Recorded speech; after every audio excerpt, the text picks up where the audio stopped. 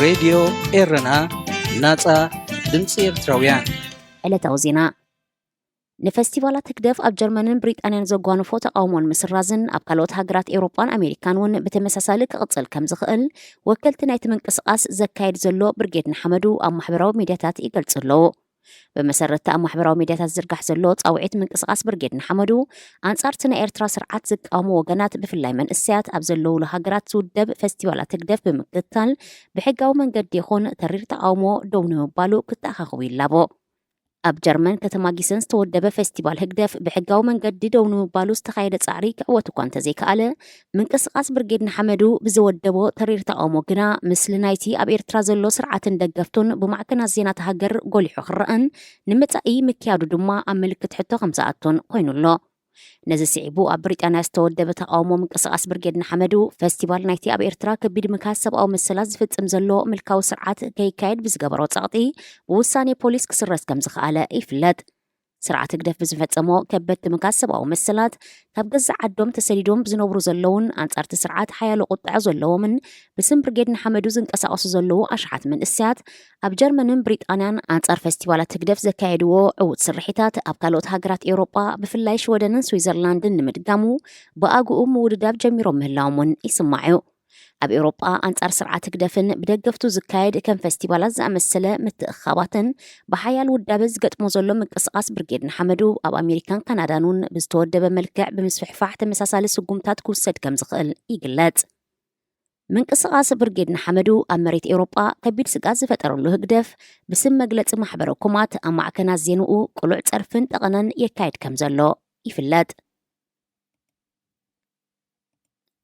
ሚኒስትሪ ሃብቲ ዓሳ የመን ኤርትራ ኣብ ልዕሊ ዜጋታቱ ተካይዶ ዘላ መጥቃዕታት ብፍላይ ድማ ማእሰርቲ ኣማኢት የመናውያንን ምህጋር ጀላቦኦምን ናውቲ መግፈፍ ዓሳን ኮኒኑ። እቲ ሚኒስትሪ ብቐዳም 15 ሓምለ ኣብ ዘውፅኦ መግለፂ የመናውያን ኣሞያዊ ግዝኣት ሃገሮም ኣብ ንጥፈታት ምክፋፍ ዓሳ ተዋፊሮም እናሃለው ብሓይልታት ኤርትራ ዝወርዶም ዘሎ ዝተፈላለየ ዓይነታት መጥቃዕታት ከም ዝቆጥዖ ኣፍሊጡ።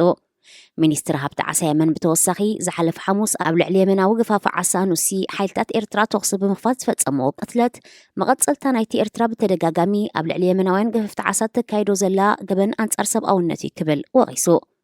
ኤርትራ ኣሞያት ቀይሕ ባሕሪ ኣብ ልዕሊ የመናውያን ገፈፍቲ ዓሳ ዳርጋ መዓልታዊ መጥቃዕታት ትፍጽም ምህላዋ ዘተሓሳሰበት መግለጺ እዚ ድማ ንኣህጉራዊ ሕግታት ዝጥሕስ ምዃኑ ኣስሚሩሎ።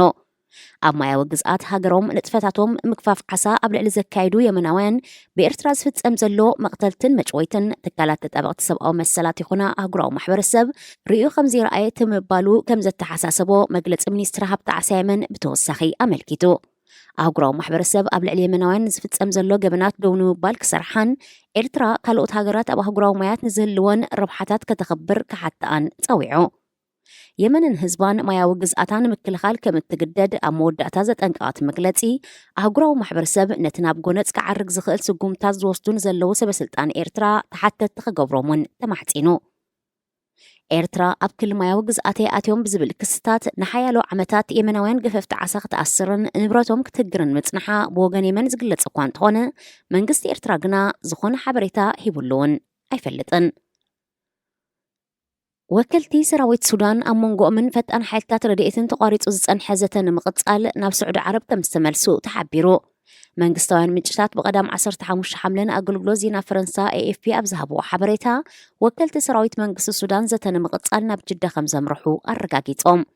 ተጻረርቲ ሓይልታት ሱዳን ብመንጎኝነት ኣሜሪካን ስዑዲ ዓረብን ኣብ ጅዳ ንንውሕ ዝበለ እዋናት ዘተኸካይዱ እኳ እንተጸንሑ ብተደጋጋሚ ዝጠሓስ ግዜያዊ ምቁራጽ ተኽሲ ካብ ምኽታም ዝሓልፍ ስምምዕ ግና ኣይበጽሑን። ድሕርዚ ዘይተዓወተ መስርሕ ድማ ሓይልታት መንግስቲ ሱዳን ኣብ ዝሓለፈ ወርሒ ካብቲ ናይ ጅዳ ዘተ ንምውፃእ በይናዊ ስጉምቲ ወሲዶም። እንተኾነ ፈጣን ሓይልታት ሱዳን ብዛዕባ ናይ ሰራዊት ሱዳን ስጉምቲ ወግዓዊ መግለፂ ክሃብሉ ድሕሪ ምጽናሕ ድማዩ እንደገና ናብ ዘተ ጅዳ ከም ዝተመልሱ ዝንገር ዘሎ። ኣብ መንጎ ብጀነራል አልቡርሃን ዝምራሕ ሰራዊት መንግስትን ጀነራል ሓምዳን ደጓሎን ዝመርሖ ፈጣን ሓይልታትን ንኣርባዕተ ዋርሕ ዝተኻየደ ግጭታት ብዘተ ንምፍታሕ ኣብ ዝሓለፈ ሰሙን ብኢትዮጵያን ኢጋድን ዝተወስደ ተበግሶ ሰራዊት ሱዳን ስለ ዝነፀጎ ብዘይፍረ ከም ዝተበተነውን ይዝከር። ድሕሪ ሳልስቲ ናይዚ ናይ ኢጋድ ተበግሶውን ግብፂ ዝገበረቶ ዕድመ መሰረት መራሕቲ ናይተን ጎረቤት ሱዳን ዝኾና ሃገራት ኣብ ጉዳይ ተሃገር ከም ዘተዩ ይፍለጥ።